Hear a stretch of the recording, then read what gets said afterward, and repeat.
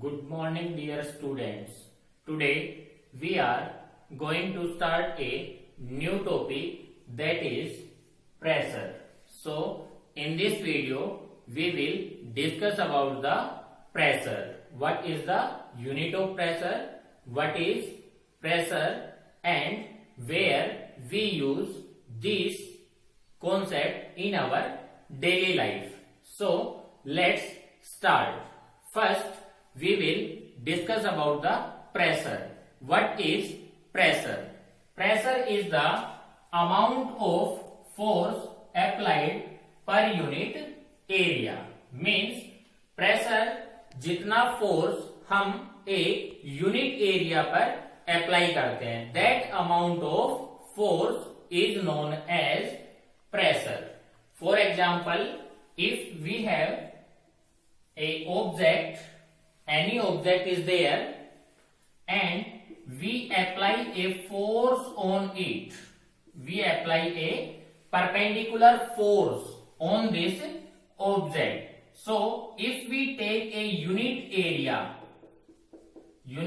means, unit means 1 and area 1 meter square. If we talk about the SI units, the SI unit of area is meter square.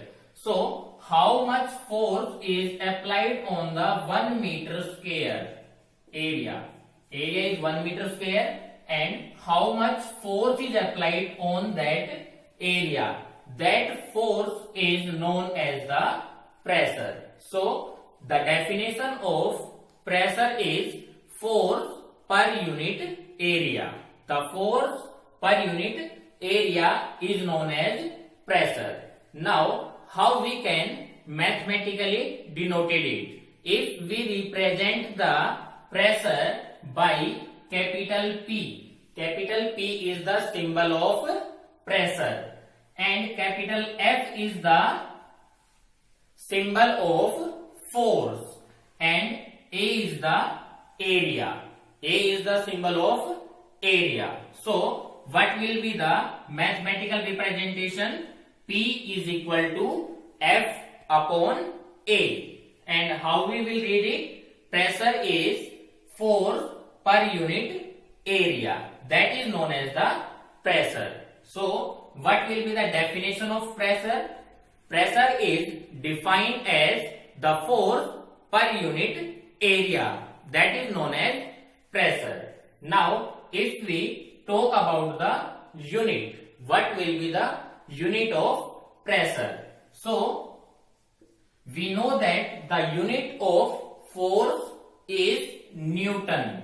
The unit of force is Newton. The SI unit of force, and the SI unit of area. Area is the square of the length, and the unit of length is meter. So the SI unit of area is meter square. So what will be the unit of pressure?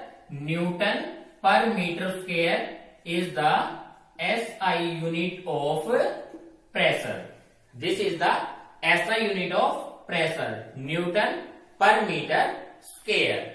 That is also known as the Pascal or Newton per meter square.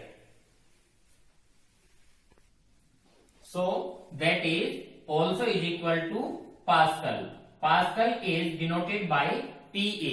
This is also the SI unit of pressure in SI system.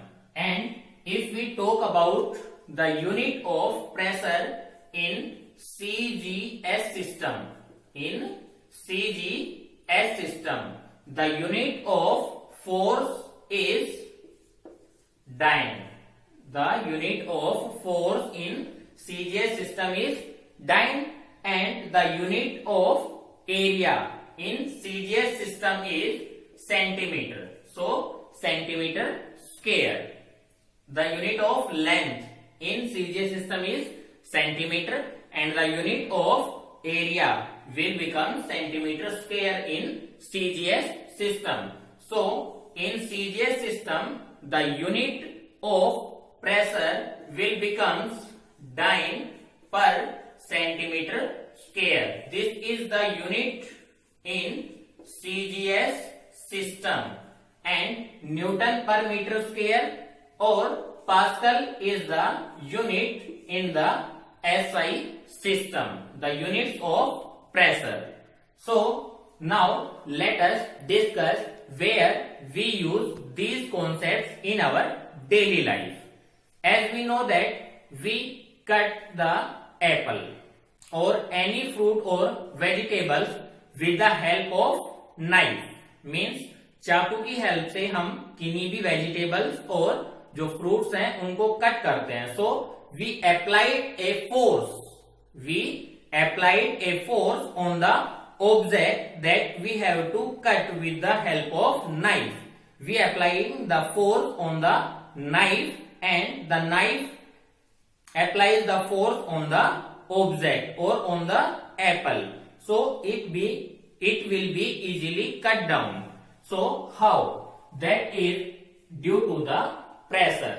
Means we apply the force. We applying the force, and that this is any object and we apply a force on it. This is the object and we are applying a force in unit area or in unit area, that is pressure.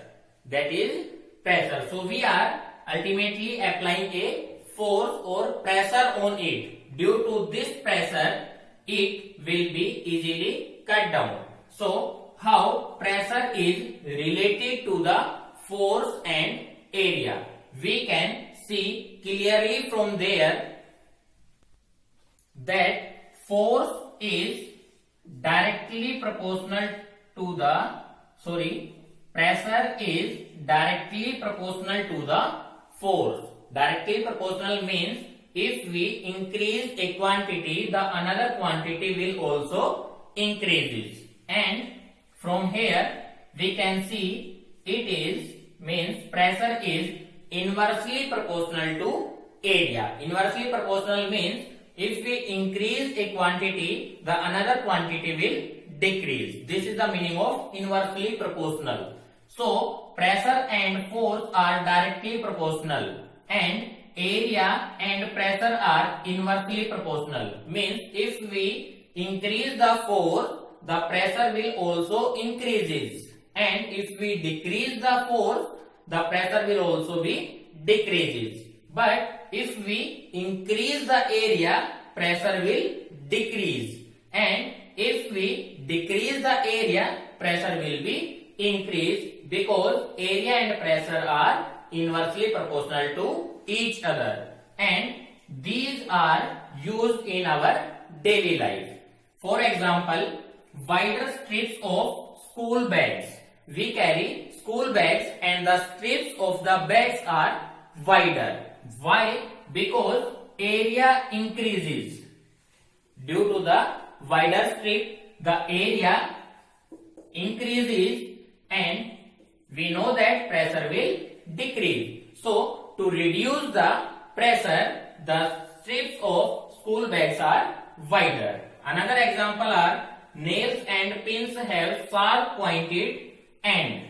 We know that the pins have sharp end at one end and a flat surface on the another. So the pointed or the sharp end put on the walls and hammered it can be easily entered into the wall. So that is also due to the pressure, because area is less and pressure will be high.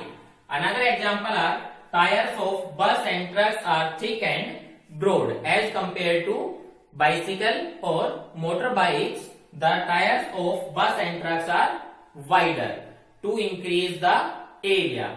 If increase the area, the pressure will be reduced. So the pressure exerted by vehicles, heavy vehicles on the roads will be reduced. Next one is wide wooden sleepers are kept below the railway lines. That is also due to the increasing area of contact. So if we increase the area, pressure will reduce. Next is pillars of bridges and flyovers have broad base, because if they have broad base, the area will be increases, and if area increases, pressure will be reduced. So to reduce the pressure, these are some uses where we use these concept of pressures in our daily life. Thank you.